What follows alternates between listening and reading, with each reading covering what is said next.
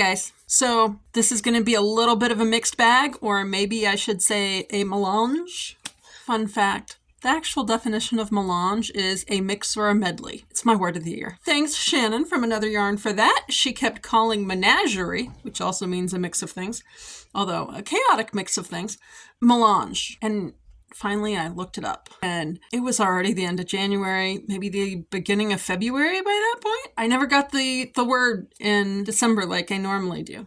So anyway, some years I even have it as early as November. But I wanted to talk to you guys. I've gotten a lot done this month. Well, okay, so the last thing you saw was my kimchi cardigan that I hacked a bit. But because that was specifically focused on the cardigan, I didn't really show you anything else. And so I wanted to hop on, kind of catch you up on what I've been doing, some of which I need to do so I can reclaim materials. And then I also wanted to make sure I got footage before other things left, and some things I didn't get footage of before they left. I guess first up, I was working on the cardigan a lot.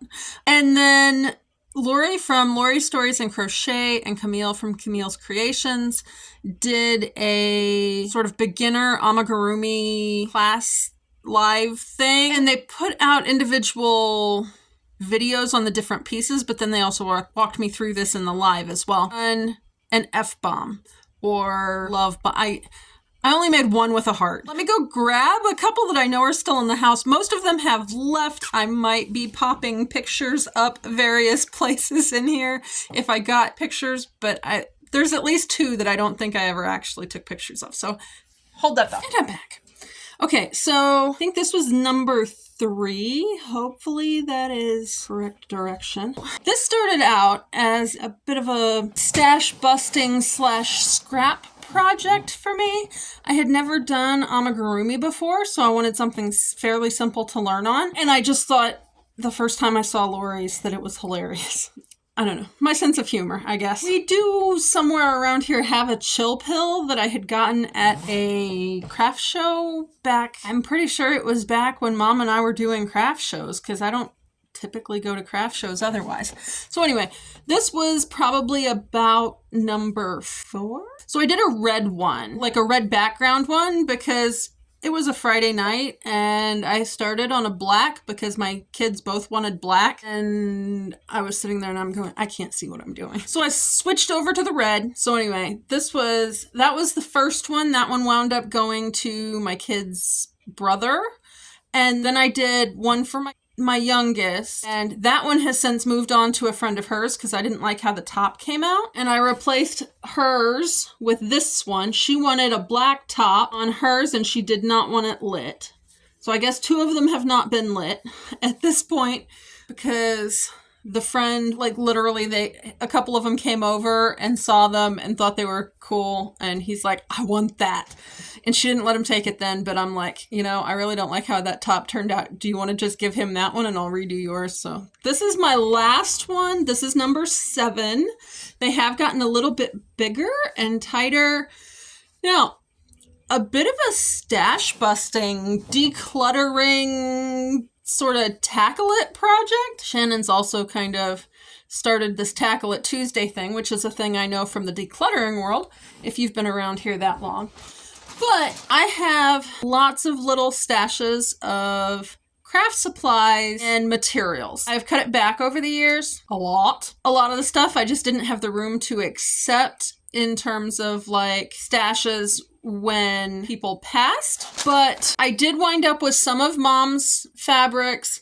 I wound up with some of grandmother's fabrics and quilting stuff, and I'm not sure how exactly that played out. If Mom had gotten some of the quilting supplies and I wound up inheriting them from Mom, but they were originally from grandmother. Really not sure how all that washed out. I have had yarn. I've been crocheting since I was 15 or 16. Basically, I quit smoking the summer I had driver's ed, so it must have been 15. I got caught at school with cigarettes because somebody was complaining about how they needed to smoke. And so we went outside on break and I didn't have my glasses on. Why? I don't know. Anyway, the dean or the vice principal or somebody saw us from across the parking lot and I got busted. Intercepted the letter, got rides to in-school suspension days. Anyway, I quit. I learned how to crochet that summer. Crocheted like 8 hours a day and almost gave myself carpal tunnel. So anyway, another thing I had, when you inherit people's yarn stashes when they pass, it has like weird swatches and stuff in it. And then this is finger weaving, or I've actually seen a tutorial for it called finger knitting here lately. And this, I've carried this thing around for multiple moves through multiple storage units. I had a whole bunch of it, along with the swatches and stuff that, honestly, I think I made wonky, lonely slipper that was in there. But then, like, there was a granny square that my great-grandmother had made before. You're like, why didn't you make it into something? The yarn is not, I couldn't, it didn't feel nice on the skin. That's why I had never liked that Afghan that she made, that it had gone from. I'm like, I know the project she wound up making with that. I never liked the feel of it. I don't know. It was a weird texture. I'm also having issues with acrylic yarn at this point. So I have to have like a cotton blanket underneath or be completely dressed with nothing on my, with pants on. Y'all, at that point, I don't need a blanket. So anyway, I had a bunch of different stash stuff. There was another bag. I don't know, like this was probably most of the way full. And I had a bread bag type thing that also had bits and pieces in it. I've worked my way through the other bag completely. I've worked my way through everything that was in this bag. And keep in mind, the bread bag fit in this bag. But anyways, I've basically been stuffing these with that stuff instead of buying filling to put in them. That way I declutter that stuff that I didn't know what to do with it, but it should be useful. It's now decluttered. I did start a little scrap. So eventually, like once that stuff runs out, I will be stuffing stuff with this. I do have intentions to do at least one more amigurumi project. So the F-bombs, I did a total of 7 F-bombs between February 7th and today, which happens to be March 24th. I will probably finish something else in March, but you know, we're gonna make it work. And then you obviously know that I finished the cardigan last month. Well, this belt is made out of the purple fabric leftovers. Not fabric leftover, purple yarn leftovers. This was supposed to be a very useful project to add to my me-made wardrobe because I need a belt. I picked up the buckles on clearance at Hobby Lobby. I think I got 1 ball of red cotton yarn, and then that was the day that I got the teal to finish the cardigan. So anyway, this is what I had left over in terms of yarn. Now here's a problem and a little bit of a lesson in case you are thinking about doing this. I stitched this in Tunisian crochet. And it doesn't look stretchy here. I've stretched it out quite a bit. Tunisian is fairly stretchy. And then it does this thing where it rolls in on itself. This does not make a good belt. I know I've seen various things about ways and I'm picking up dust and dirt. I know I've seen things about how you can do this or that to make it not roll. And I'll show you an example here in a minute. But as a belt, I need it to fit through belt loops. And all in all, it's stretchy. Like this is actually not as stretchy as it was, but like it wound up very stretchy. And then the curling is also enough to drive me crazy. I didn't do it quite as wide as the buckle just because I couldn't figure out how to scrunch the stitches down any further to make it wider. And at the same time, this is a little bit wide for my belt loops. So this is not really working. I've worn it a couple of times. It did keep my pants from falling down. So that's good. It's not going to continue. Now, I think what I'm going to do is I'm actually going to clip the buckle off and see if I can figure out where my end is, clip somewhere down here, and frog this and see if I can use the yarn for something else.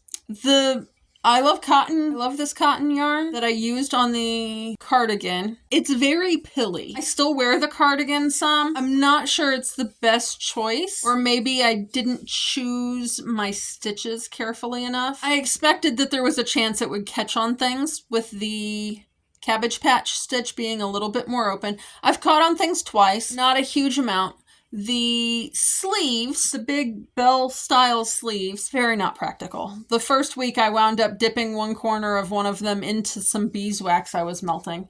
I was making, they actually sell these silicone molds. I'm not sure what they're supposed to be used for, but I had this little thing probably from grandmother. I don't think I ever saw mom use it. And it had beeswax in it, and it had a puck of beeswax in it that was very like old and sort of almost crumbly. And we have beeswax laying around here because my parents used to have bees when we lived in Tennessee.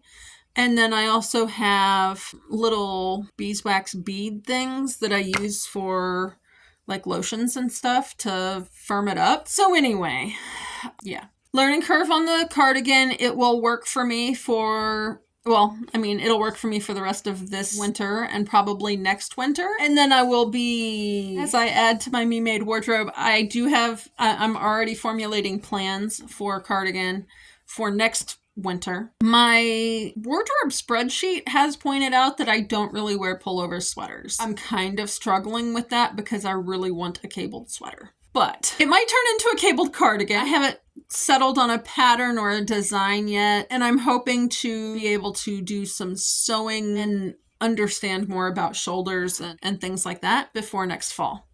I did the F-bomb stuff because it sounded funny to me, and my kids are absolutely loving this. One of them went to their brother. My son had stopped by with him on the way back to their dad's house from town, and he had wanted two, my son had.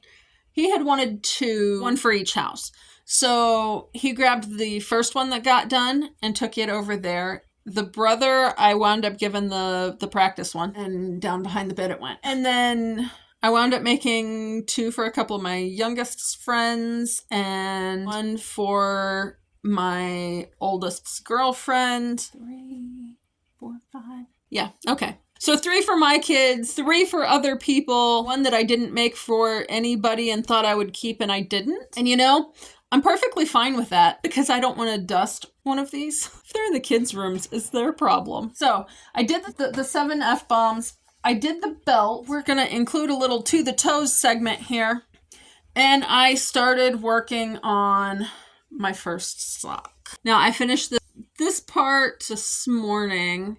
The heel will go in here, and it is supposed to be like a very low ankle sock. So I will have some ribbing along here, and then this is almost done. I have this much left. Hopefully that is enough for another sock. I am semi-concerned that this is going to be a little bit too big, or that I'm going to have put in all the work for these socks. I am making it in a single crochet. This is off of I think it's called the Easy Sock. It's a bee-hooked pattern. I'll link her website below so you can get it. It's free on her website, or you can pay for an ad-free version. Oddly enough, she's got 3 sizes for it. I made the largest. I am concerned it's going to be too big, which is a little weird for me. I wear a size 10 men's or a 12 women's shoe, and the largest size is supposed to fit an 11.5-inch foot, and it was looking a little short, so I made this foot section a little bit longer, and I have since frogged, like I had most of this section done, like in here. I frogged it all back and took out the extra 1/2 inch I put in. Her pattern calls for waistcoat stitch, which is where you crochet into the center of the stitch instead of around it like normal. And I could feel the knots in it with my fingers. In the past, I've avoided slippers and things that were crocheted because they hurt my feet, because I feel the little knots that make up the stitches where like the yarn loops around here or there. Yeah. So anyway, did not do any of this in a waistcoat stitch. I did try the waistcoat stitch for a few stitches just to squeeze it. I felt it. And it was like, if I can do that with just 2 fingers, there's no way I will be able to handle that on my feet. So it is just a plain single crochet stitch. And so far, so good. Did bind this off this morning so I can actually take a little piece of yarn out and go do a burn test. I just haven't done it yet. I should probably cut a piece of this yarn off and do that when I go out to work in the yard here in a little bit. I'm seriously hoping, know that there will probably be some nylon in it. It is sock yarn, bought from company when I bought my sock loom for loom knitting, and I haven't ever used it. I've got like a full set of knitting looms. The hats are too holy to be useful in my climate. I never really got into the scarves all that much. I don't honestly wear scarves a whole lot. The ones that I do are like a guy that I used to work with at the casino called them pashminas. Because I had two, might still have two. One in my signature blue, and then I had a red one. Although I'm not sure I still have the red one because I haven't seen it in forever. Anyway, I have no problems with those in terms of fiber. And because it's woven, it's tight. So I can put it over my ears, which is in fact the main problem I have that I need a scarf for. Ever since I started wearing a hearing aid, and since even after I quit wearing my hearing aid, I tend to get about 3 ear infections a year. Come to find out, it's pretty normal if you wear a hearing aid to get frequent ear infections, which I find a little humorous considering I probably needed the hearing aid to some degree because I had hearing infections. I had ear infections as a kid. Or maybe it was the pizza oven as a teenager. I really don't know. Anyway, I need to get back to gluten-free because my hearing is slipping again. And that's the only thing I could figure out because within about a year, trying to think when my last hearing appointment was. It was about 1.5 years after I had gone gluten-free that I actually went in for a follow-up hearing test. Just like once you're in that cycle, you tend to go more than, every few years you should get another hearing test just to make sure things are not getting worse, or you typically go in for hearing aid adjustments about every 6 months. And anyway, neither here nor there. If you need hearing aids, you probably know that already. Anyway, I'd been off gluten about 1.5 years, and she's like, your hearing is actually back to the point that it's borderline normal. And at that point, it tended to be giving me a headache when I was wearing it, so I quit. So anyway, I made this. It is getting reclaimed. I was talking to my son's girlfriend the other night, and she needs a belt, and this buckle came in a 2-pack. Now, see, here's the thing. This buckle came in a 2-pack. I have an entire, it's an ice cream tin full of buckles and loops and things. I might not reuse this buckle. I'll reclaim the yarn, I'll reclaim the buckle. I might go back and get a different buckle. But what I think I'm going to do is I think I am going to macrame or possibly figure out a weaving option to form a belt to do what I need it to do. We'll see on all that. I likely might be making a belt for his girlfriend as well whenever I figure out what I'm doing because she needs a belt. Not that I'm saying she needs a belt. She's saying she needs a belt. I need a belt because none of mine fit and I'm not small. I haven't shrunk enough yet. So anyway, I'm going to go get the big project I finished this week and we'll talk about that next. So obviously the belt thing was not really I guess it was out of the stash because I bought that. I don't know. I still don't consider that yarn to be stash because I bought it last fall for a cardigan that I did make this winter. So I'm not really sure I count that. But anyway, I used the leftovers for this and I'll dump that out on the bed and take you guys over there and show you and Matt. So anyway, I'm making all of these, the yarn was in my stash with the exception of my son's red F's, I believe came out. I picked up some red cotton yarn. I think I didn't realize I had red because I have since found 2 little bits of red that would have worked perfectly fine for the F's. Or maybe they weren't the right color of red. I don't know. Anyway, all of this was stash yarn. This purple is from a wrap that I made my daughter 1 year ago, December. Made myself a wrap the previous December. Mine, I did in my signature Scraps of Beauty sort of pattern. It stretched a lot. So it is typically like a lap Afghan to keep the kitties happy when they want to lay on my legs. And she had requested that I make the same style. It's not a triangle shawl. It's not a square or a rectangle. Let me go see if I can find hers real quick. Okay. Now I can get far enough away from you that you can. And I'm sorry about the glow. Okay, so it is not square in that corner. And it's not square at these corners. It's sort of a wing shape. But she really decided she liked that. This is not going to fit me right because it is sized to her to be the perfect location on her arm for what she likes to wear. Now, mine, when I made it, drooped all the way down to the floor. Now, I did make mine a little bit longer because, you know, my arms are longer than hers are. So this introduced this black, purple, white, and black pattern. Do you recognize the yarn? Her F-bomb matches. This, definitely in the unfinished objects category. I need to weave that end in. Anyway, I've made fingerless gloves with mitten tops. I sewed one of the mitten tops on. Here, now you can see me. I sewed one of the mitten tops on, and when she went and put it on, it's like this. Like she had to have one finger hanging out. And so this kind of went in the corner. And I've just been shuffling it around. She picked out buttons. Hopefully the cats haven't batted them off of my table. So anyway, I'm hoping one of these Tuesdays I'll tackle this and get it done. I'm basically trying to clear my list. So anyway, I'm going to go put these away and I'll be right back. And since I know some people are going to ask me, I'll try and link the recipe. I'll try and link the pattern for that down below. It is a free pattern. Neither one of them that I made follows the weird fancy stitch that was in the pattern because I couldn't get it to look right. Okay, on to what I have been working on. So people started talking about Tunisian, and I did the Tunisian belt, and I had a variety of yarn, and it's like, I've got quite a bit. So I saw a video by Bee Hooked Crochet about I don't want to call it a challenge, but it might be considered a challenge. Anyway, she does like a drive thing for baby blankets. She picks out a pattern every year and then everybody crochets the same pattern. She has yarn recommendations for it, but then, you know, you can use stash yarn if you want to. And that's what I did. It's for Warm Up America. And I did not follow exactly. So this is basically Tunisian corner to corner. I started in this corner and you work it one square at a time and then go back and forth. If you have had problems with corner to corner before, because it's a lot of twisting and turning, and when I tried to figure that out when I first met Camille and Lori, yeah, no. If I have to mark the right side of the fabric, no.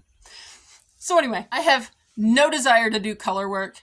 I will probably eventually do some color work just to say I've done it, but I haven't found the kind that I really want to do yet. I don't know. It might be one of those things where it becomes honestly, the kind that really appeals to me is Fair Isle, which should theoretically be a sweater, which, you know, we've already established I don't wear. So anyway, I started off with this is actually a navy blue, like a light wash denim and a medium wash denim kind of situation. And the video she made said that it takes 2 balls of yarn. Well, I don't know what size balls of yarn they are, but they aren't these. So anyway, I had almost full balls of the dark blue and medium blue, most of a ball of the light blue, and you can see how far I got. And I actually had this white row within half a square of being done, or maybe it was 1.5 squares of being done, and I ran out of light blue. So I frogged it all, and not all, but like that entire row, and swapped in. Now, by that point, I had already realized I was going to run out of yarn.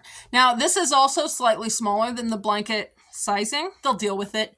Warm Up America collects squares or rectangles that are 6x9, I think, in addition to full-size blankets and stuff. And they don't have sizes listed on their website. So anyway, patterning-wise, I swapped the white or off-white out for the light blue. And then that one still had quite a bit. So I decided I would continue with the medium and dark. And then, which one? So the white got swapped on the first one. And then I made the next round see, that's the other thing with this. If you're doing a corner-to-corner blanket, your corners are not going to match. You will have 2 different colors opposite each other. And that kind of bugs me. So I'm kind of glad I'm not keeping this. But anyway, I wanted to do the repeat. I started on the navy. I made the navy, this one, and that was going to be my turning point. So then when I did my next row, I swapped out for the purple, and then I got one more row out of the navy and I swapped it out for black. I had 3 different types of black yarn. This row is a similar texture to the purple, which is a little bit different than the rest of them. The blues were all Care-On Simply Soft from the 90s. I have no idea where this purple came from, other than the floor of my daughter's room. The white, no idea where it came from. It came out of a stash somewhere. I thought it had been used in her wrap, and it wasn't, apparently. It was, however, used in her gloves. And then, so I did, that is the roughest black. So I put it towards the center. It's also the one I had the most of. And then I switched over to another black that I had and did the rest of the corner to corner in that black. And then this, so her pattern called for, I think, 2 rows of border. Quite frankly, it was on this black row before it quit curling. So I don't know if that's just weight of the yarn or not. What I did on the border, I basically included all 6 colors, starting with the blues, lightest to darkest. Then I swapped it up so that the navy wouldn't be next to the black, put the white, the black, and then I wanted the purple, which I had the most of, on the outside. And this outside stitch, she said, looks similar to a reverse crochet. I've never successfully done a reverse crochet, so I can't really say for sure. I can tell you that it is super simple. It is a slip stitch chain in every single thing, and it comes out with that same bumpy textural look as a reverse crochet. So that is, hopefully you guys can tell. Now you can tell there's like, this is sort of a bumpy texture. This is sort of a woven texture. That is actually just from the Tunisian simple stitch, because there's a front and a back, and that made the corner to corner much easier for me because I can always tell if I'm next to a bumpy one. Like, I had to be, if I had it turned so I was seeing the simple stitch front, then I was on the wrong side. So like I was just always working next to bumps, if that makes sense.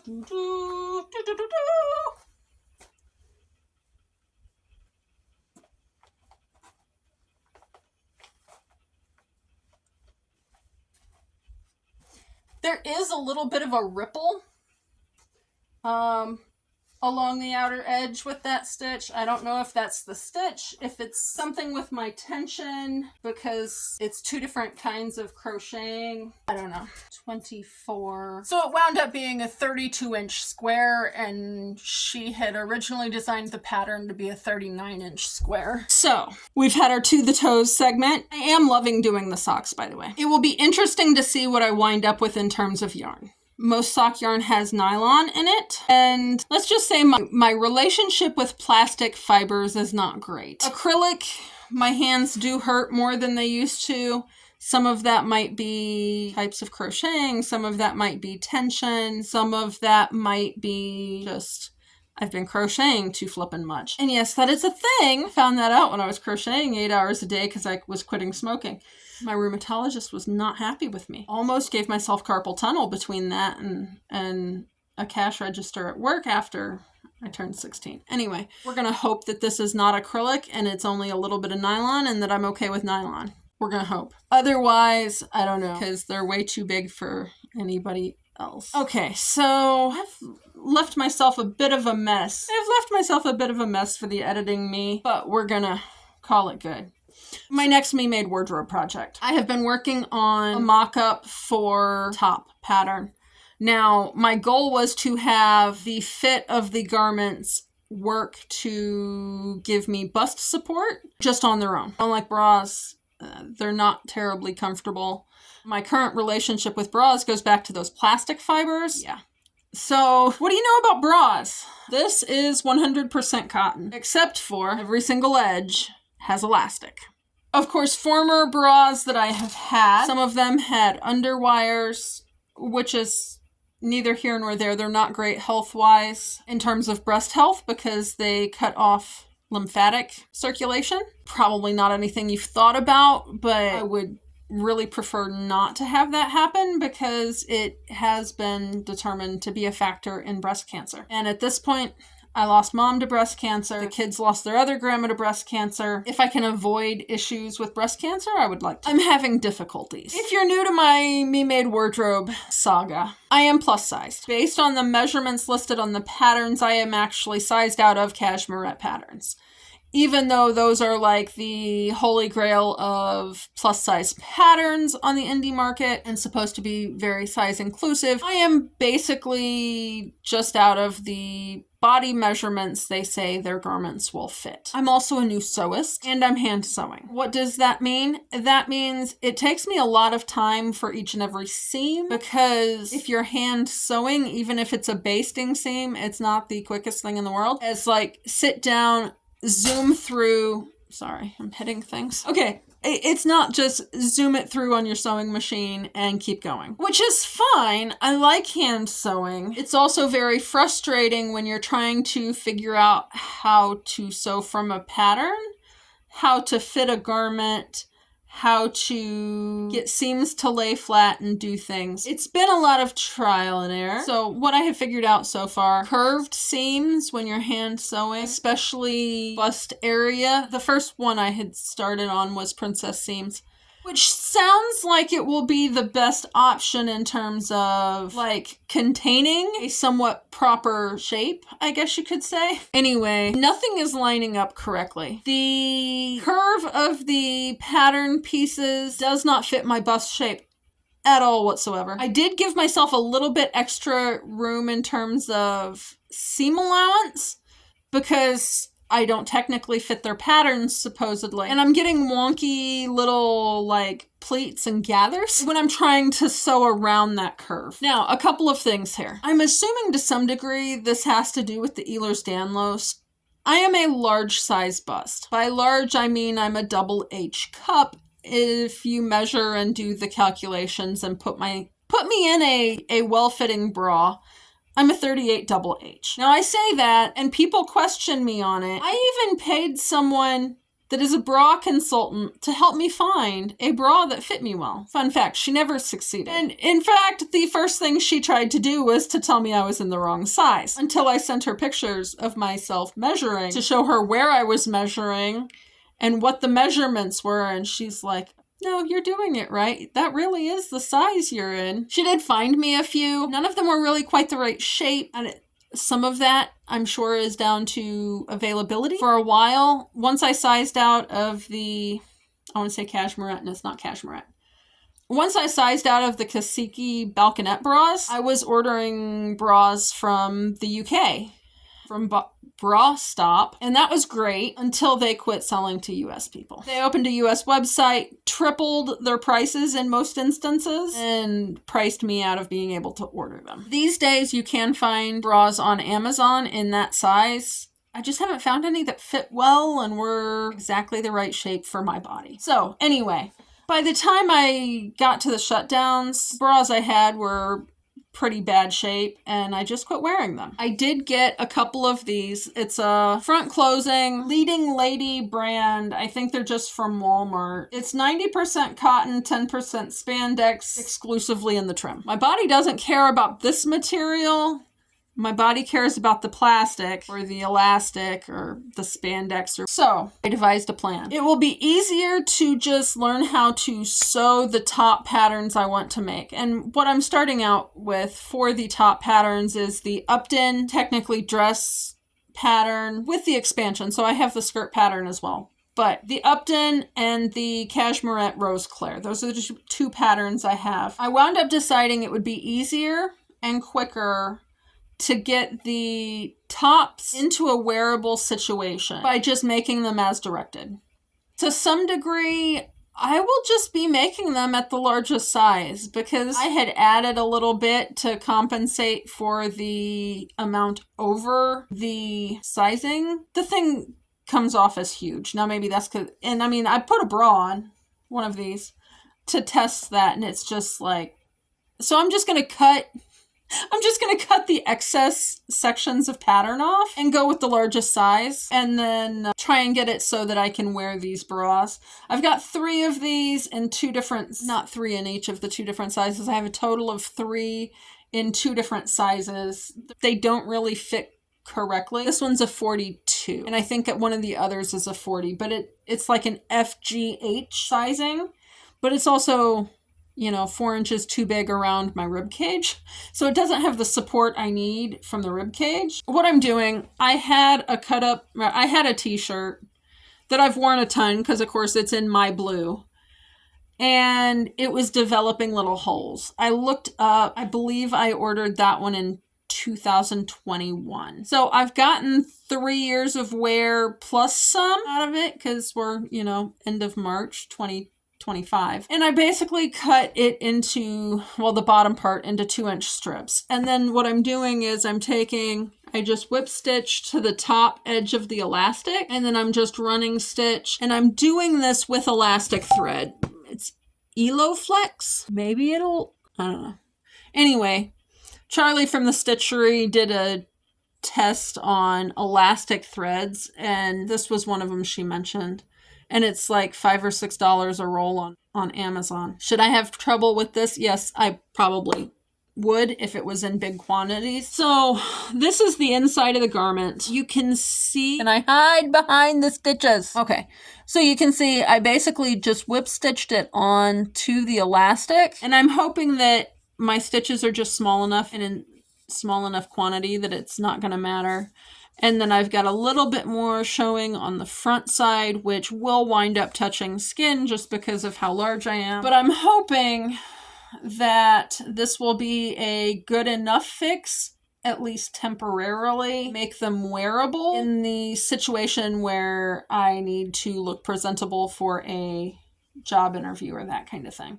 And then I've got black jeans, which I will hopefully be sizing out of in the not too distant future, and they also have issues with they are not 100% cotton either. So they get itchy. But for now, I've got black pants. I have picked out a couple pieces of fabric. Okay, so I did a Dana K. White Look Always Look situation in my fabric stash here recently, and pulled a couple of fabrics out so that once I get a pattern fitted in I had bought some cotton muslin on Amazon. I will link that down below. The muslin fabric I'm using to test fit or whatever. I got it in white so I could dye it if I wanted to, but by the time I get done, I'm not sure. The plan is I've got black jeans, and I hear things have gotten a bit more casual. Some of the jeans could, like, especially if you can't see the top of the jeans or the pockets, would be to the point they don't look that far off of my work pants that I used to wear all the time when I was in an office. The plan is with the weird jankety aftermarket binding bras, then I would be able to make peplum tops from these dress patterns, which hopefully I will have put up a cashmerette Rose Claire and a cashmerette Upton picture. So you can see what they are.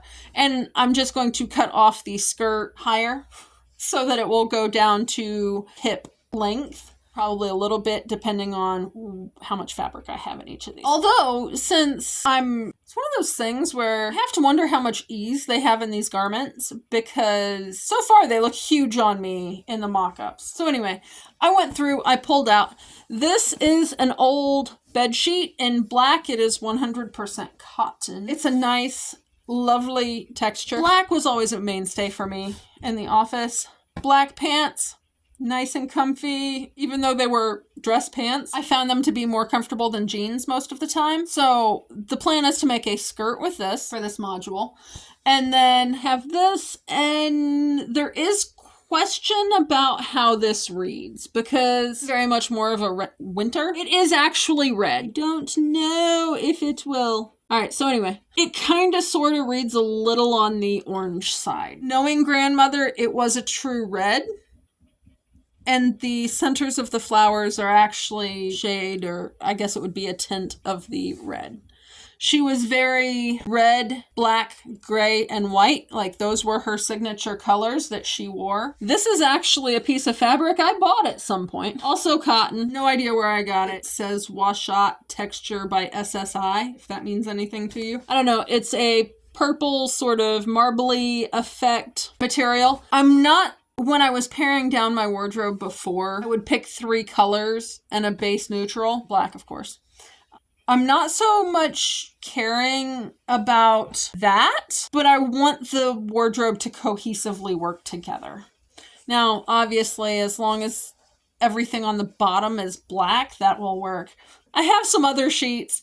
I should be able to do a navy and I believe a teal. And then, of course, you guys saw me tearing up the one teal sheet. Haven't quite figured out how I'm rectifying that situation. This I need to burn test. It feels like it's probably cotton, but it might have some other content in there. But anyway, hot pink has typically done well for me in the past. And I don't know what had happened with this before, but like it's obviously been used at some point for something and not for a quilt. That is a pattern piece for a skirt. The toile that I just made actually was this skirt pattern. Well, that's very disappointing because I don't know. Well, I should be able to fit at least one top out of this. That is actually a skirt I would like to make, but I think the pattern, like I have the pattern. I took the pattern pieces off of the one thing. I think it went up to like a size 12. These three don't necessarily go together. Each of them will go fairly well with black. The purple and the pink would both go well with a navy blue as well. Obviously, that will probably be my second skirt made. Well, I've made one skirt a couple winters ago that it was sort of like a fold the sheet in half, cut it in half, and sew side seams and stick a drawstring in. It's a little too long and it's really boxy at the top, and I think I might actually practice on that one, cutting it down, and see if I can get a good shape dialed in. That one will be great because it's a cotton flannel come winter time, but it is already past the time to wear that. I feel like I have given you guys a crap ton of ideas and I'm just all over the place. But I was also going to show you what I have left in terms of my yarn stash. Like I mentioned, I am trying to stash bust my acrylic yarns. I'm not sure I would go with this one, but this is the one that my son wanted me to do. I'm going to do a dragon scale dragon egg dice bag with these. I might try and convince him to swap this out for the teal because I have some of that left. And I think it'll be enough to do the teal. Okay, so I've got this much of the teal left. I think that might go a little better, but I don't know. We'll see. He chose that blue from a variety of different colors. So this is the state of my yarn stash. Ooh.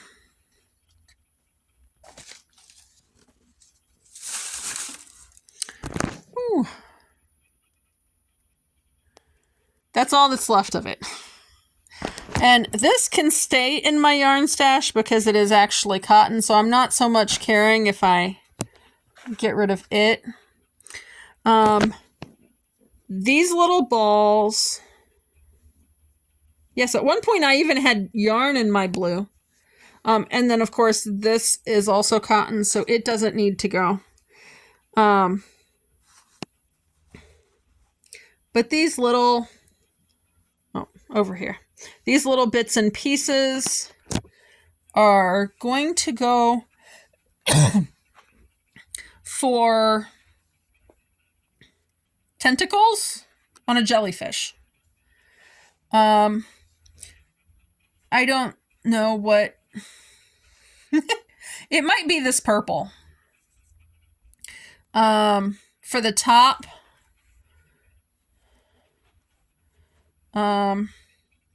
I don't know what I'm going to do with this red, this green, or this purple at this point. I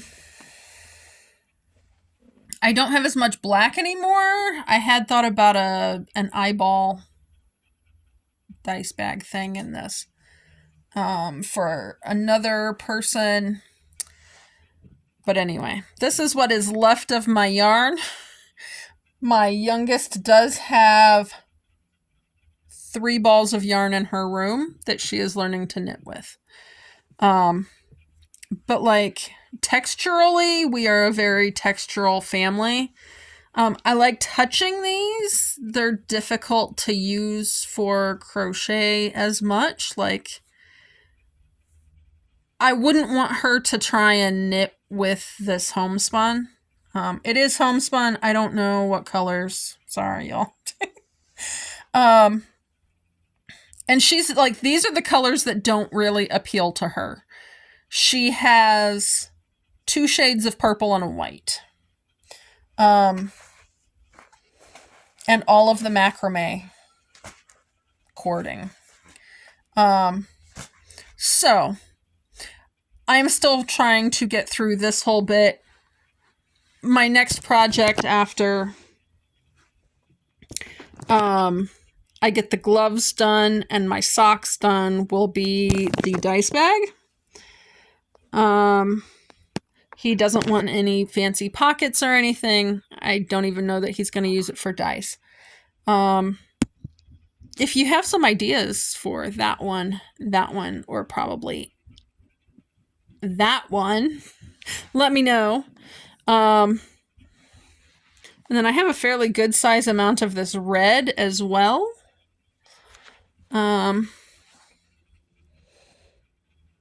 Yeah, that's what's left of my yarn stash. So it's been fun the last month or two. But I'm actually really excited to get busy on the sewing more. And hopefully I can, my final goal, if you missed the really bad lighting, me made wardrobe plans, is to do modules. And lately I've been watching Dizzy, oh my, I'm going to butcher her name. I think it's Dizzy Quilts and Sews.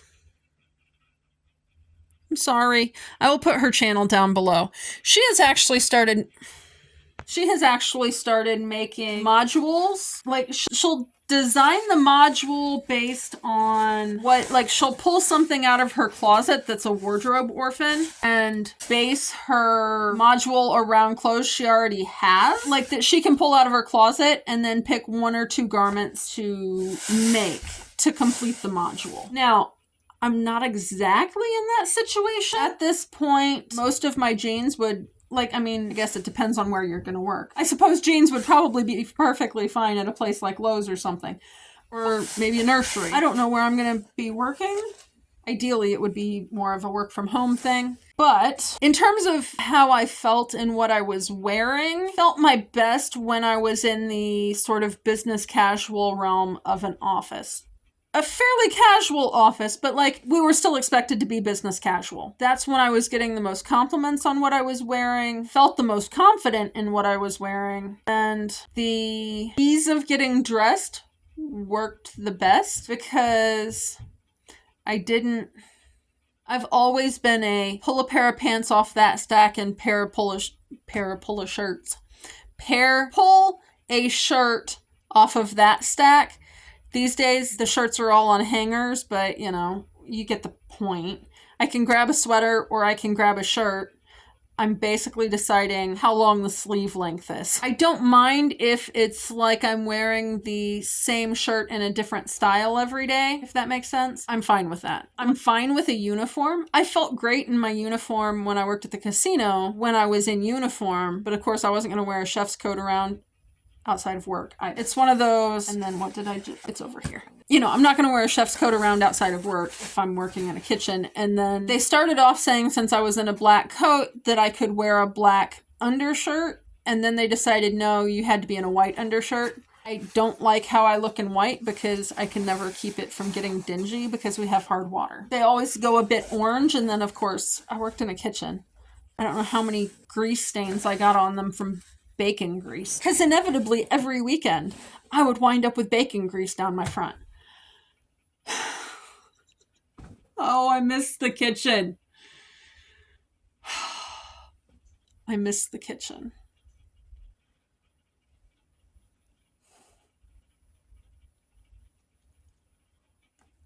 Okay. Anyway, I do miss the kitchen. I'm not going back to that kitchen. I don't know that I would do as well in a kitchen anymore. Ultimately, my ideal would be work from home with some flexibility, but doing something I love. Like, I love spreadsheets. I love gardening. I love research. I just don't know how to glom that into something that somebody needs. Anyway, neither here nor there, I guess. The goal is, I don't want to say a work wardrobe, because quite frankly, I don't do work clothes. When I was wearing business casual, you would see me outside in the garden in business casual clothes that were perfectly fine in a work setting, getting dirty. I would go from weeding to painting walls. If I was wearing clothes, just saying, you do wash.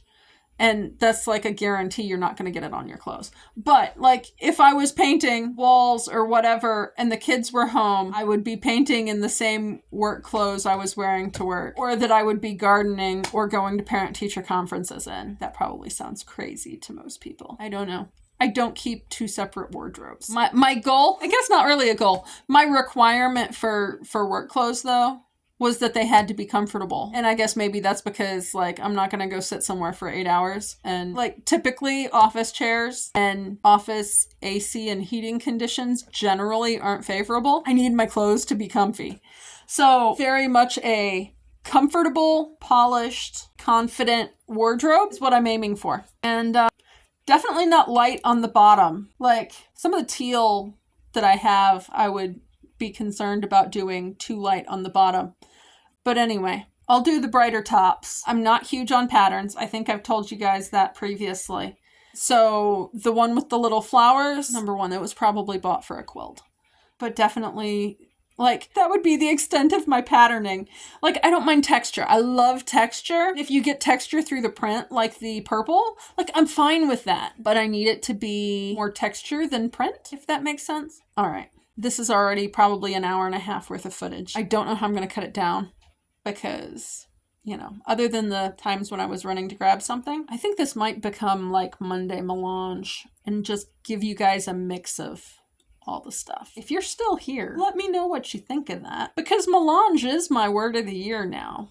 And I really kind of like that. And I like the mix of projects and crafts and whatnot. So I'm fine with that. And that wouldn't tie me to any one thing. But you will still see this on the hashtag to the toes and the hashtag tackle it. I think it's tackle it. I don't know. I think in the decluttering world, it was tackle it Tuesday. And on the non-decluttering world, it's tackle. I don't know. Maybe y'all can correct me in the comments. I'll probably have all three hashtags on there somewhere. And then, I don't know, maybe I will give you guys a weekly video. Not sure, though. Is that a good idea? Every other? Okay, muscle testing saying every other, so that makes sense. And then I could probably toss in an every other week garden tour. I'm telling you, it's a mix this year. But now I can ship that baby blanket off to, I think it's Texas. I will link B Hooked's video with her explanation of everything, as well as the pattern for the blanket. Those are two separate videos. If you want to join that challenge, the postmark date is April 14th, but she has said you can go ahead and ship them later. When you get them done, they will still accept them. I've looked at their website. Obviously, mine is not 39 by 39. She tries to have everybody doing the same pattern.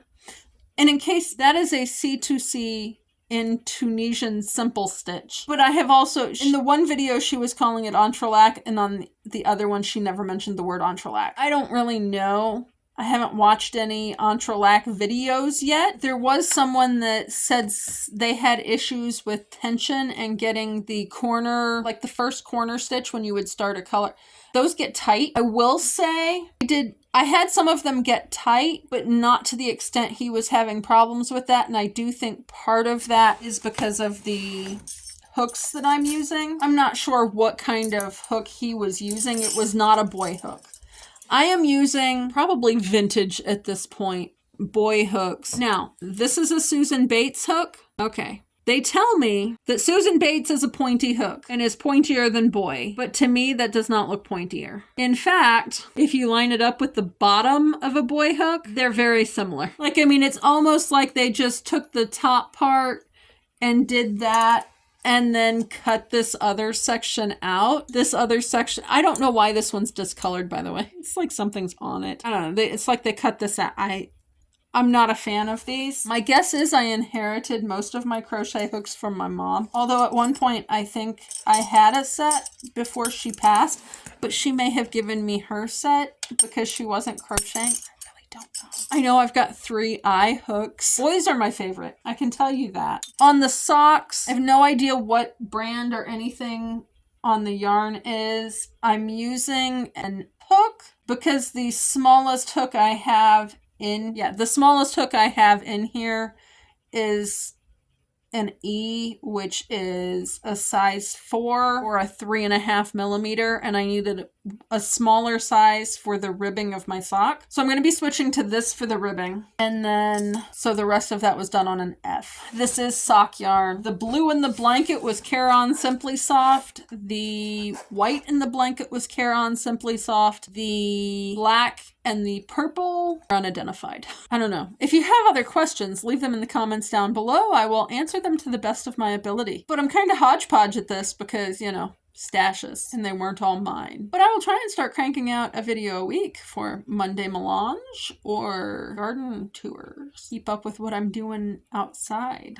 I'm loving it. I'm focused very heavily on when things are happening outside right now because I really like the idea of phenology. So anyway, if you're watching both channels, probably going to go work on a video about lentils or meal planning or both. But I'll probably start with a trip outside, get a few things done out there while it's still daylight. Talk to you guys next week.